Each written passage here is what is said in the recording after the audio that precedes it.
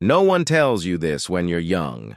They talk about responsibility, about maturity, about becoming better, but growing up doesn't just give you things. It takes things, quietly, gradually, without asking. At first, you don't notice it, because the losses aren't dramatic. No one announces them. No one warns you. They don't happen all at once. They fade. When you're young, life feels open. Not easy, but open. You don't wake up calculating consequences. You don't measure every word. You don't rehearse conversations in your head. You just exist. There's a kind of mental lightness you have as a child. You imagine freely. You try things without needing a reason. You fail without attaching your identity to it. You don't think in terms of wasted time. Time just passes. Growing up slowly removes that, not because you become wiser, but because you become aware of risk, aware of judgment, aware of how things can go wrong. And awareness changes behavior. One of the first things you lose is innocent curiosity. As a child, curiosity is safe. You ask questions because you want to know. You explore because it feels natural. As an adult, curiosity becomes expensive. Questions expose ignorance. Exploration risks embarrassment. Trying something new risks being bad at it. So curiosity gets filtered. You only ask questions you already half know the answer to. You only explore paths that seem reasonable. You stop wandering, not because you want to, but because wandering no longer feels safe. Then you lose permission to be bad at things. Children are expected to be bad. Adults are expected to perform. As a child, effort is enough. As an adult, results are required. You stop enjoying learning because learning means visible incompetence. So you stick to what you already know. And slowly, your world shrinks. You also lose time without guilt. When you're young, rest is neutral. When you're older, rest needs justification. You're supposed to be productive, improving, advancing. Even moments of stillness feel suspicious. You check the clock. You think about what you should be doing. Peace turns into pressure. And over time, you forget how to rest without thinking. Another thing you lose is emotional honesty. Children feel things fully. They cry when they're sad. They show excitement when they're happy. They react honestly. Adults learn containment. You learn which emotions are acceptable, which reactions are too much, which truths should stay internal. You don't stop feeling. You stop expressing. And unexpressed emotions don't disappear. They settle. They become background noise. This is how people end up tired without knowing why. You also lose simple confidence, not arrogance, not ego, but the quiet belief that you're allowed to take space. Children don't question whether they deserve to exist loudly. Adults do. You start second-guessing yourself. Am I annoying? Am I wasting time? Am I being unrealistic? Confidence becomes conditional.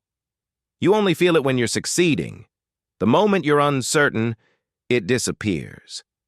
And that changes how you move through the world. But the most painful loss in growing up isn't any single thing. It's the loss of direction without explanation.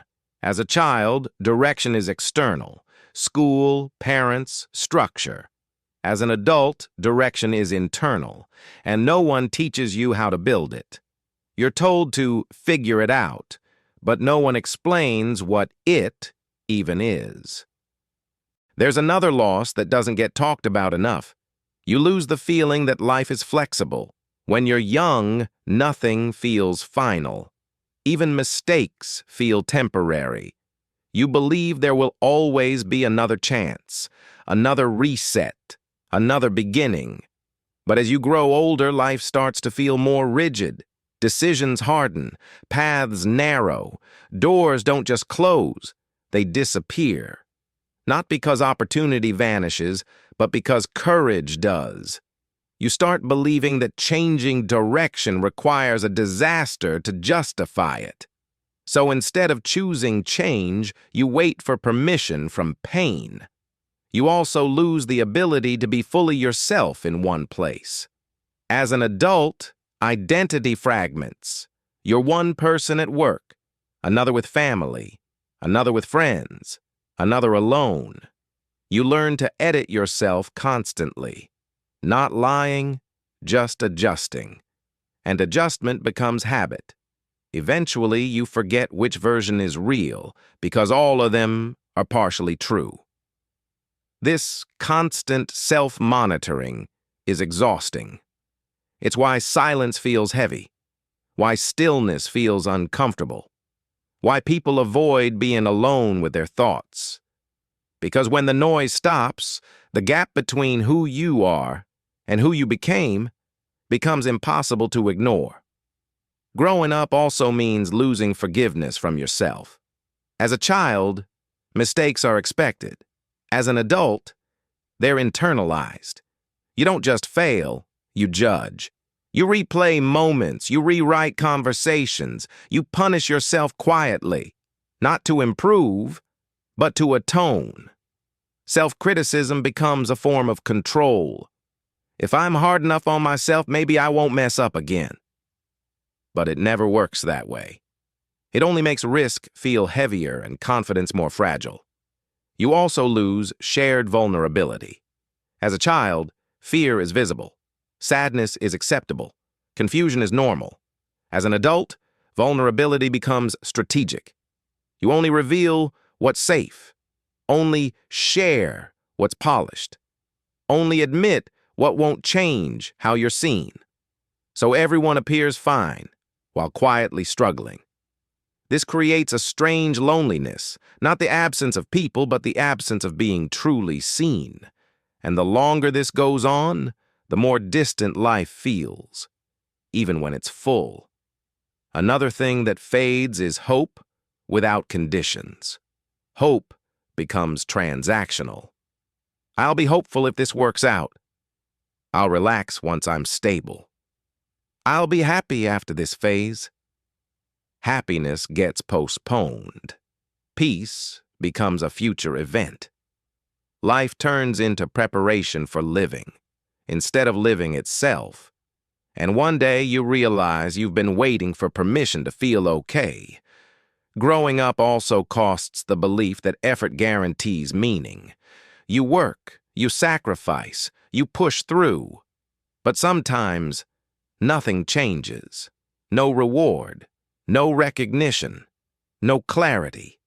This breaks something inside people because effort without meaning feels like erosion. It's not the hard work that exhausts, it's the uncertainty.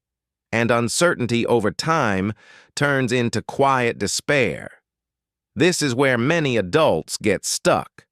Not unhappy enough to leave, not fulfilled enough to stay, just suspended. And the most dangerous thing about this state is how normal it becomes. You adapt to dissatisfaction. You normalize numbness. You lower expectations. Not because you've given up, but because you're tired of hoping. Yet here's the truth that doesn't get said often. Growing up doesn't permanently take these things from you. It just makes them harder to access. Curiosity can return, but only if you're willing to look foolish again. Confidence can return, but only if you accept being seen trying. Presence can return, but only if you slow down without waiting for permission. Direction can return, but only if you stop asking whether it's too late. Growing up is not a one-time loss. It's a negotiation that never ends, and every day, you choose whether to trade a little more of yourself for comfort or to reclaim a little more of what made you feel alive. That choice doesn't happen once. It happens quietly, repeatedly, in moments no one else sees. And that's what growing up really costs. Not youth, but the courage to stay connected to who you are as the world pressures you to become smaller.